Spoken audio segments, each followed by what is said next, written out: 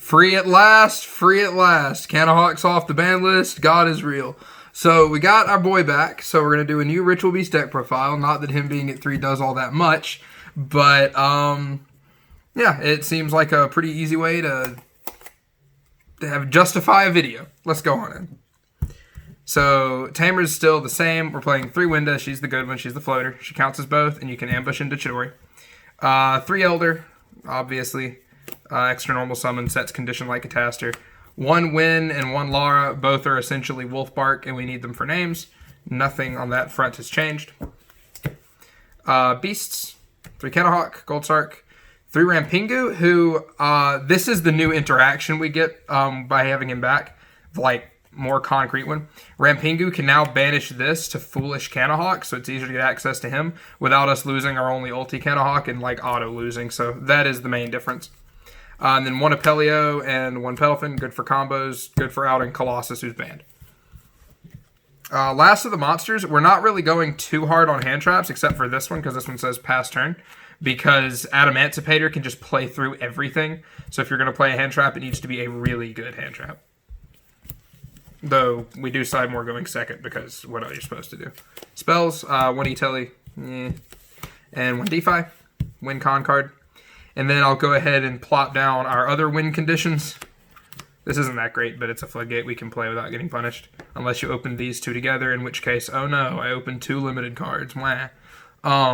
This card's great. Needle Fiber's a water. And this can banish all the Eldritch back rows. Just open a floodgate. Be good at the game. Then on the traps, we finally bumped Steeds back up to 3. The third one just kept coming up in testing. You need to be able to wipe the board 3 times to win. 2 Ambush. You only need 2. Hard ones per turn. This isn't. Remember, Steeds doesn't target. Good against the Zoo matchup. Other traps, Compulse. We need a non-destruction out to block Dragon, so we can activate Steeds, chain Compulse, blow their board up. You can also bounce the Golden Lore to make all their traps just summon trap monsters, and that kind of sucks. And then last of the traps, 3 Judgment, 3 Strike. Also, going second if you open Strike goes, and that's pretty good. It's a board wipe. On to extra. We get 3 Ulti Canahauk. Now, the main benefit of having 3, aside from the Rampingu thing, is honestly that you can leave these on the board unattended and just let them die and summon a new one. That really is nice. It lets you get, like, an extra search, and then you just say, I'm losing one of these, and that's fine. 2 Kim and Falcos. It's pretty good. You only need 2, because it can tag out like the fusions can. You can summon this with any 2 Rit Beasts, not just Beasts and Tamers, unlike the fusions. 2 of this. You see 3 of this a lot. If you see someone playing 3 of it, don't trust them with a knife at dinner, because this card sucks.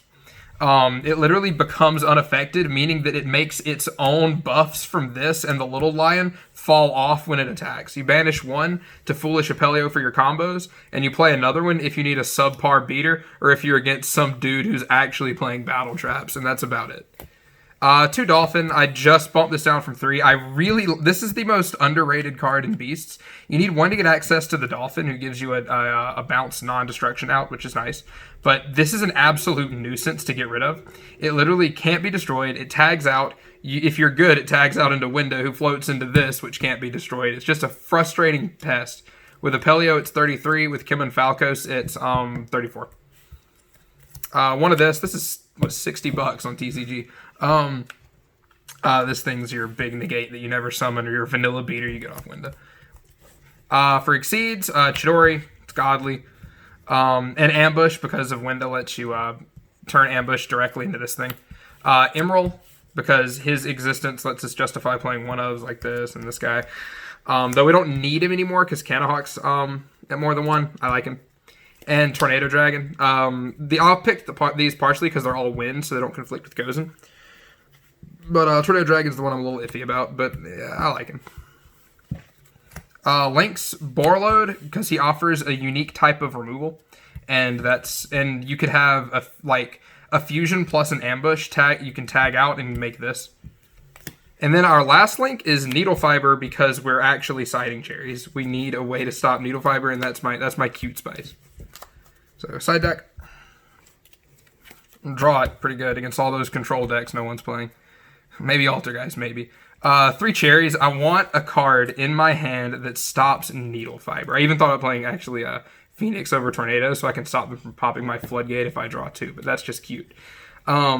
This also says discard, not send to grave like Ogre, so it doesn't conflict with macro. And if you ever run into the mirror, that's pretty cool. But yeah, we play that, and we play 3 Ash because it can also hit Needle Fiber and also does not conflict with macro. I guess you could also play Impermanence for Needle Fiber, but it'll get hit by their 1 of red Reboot.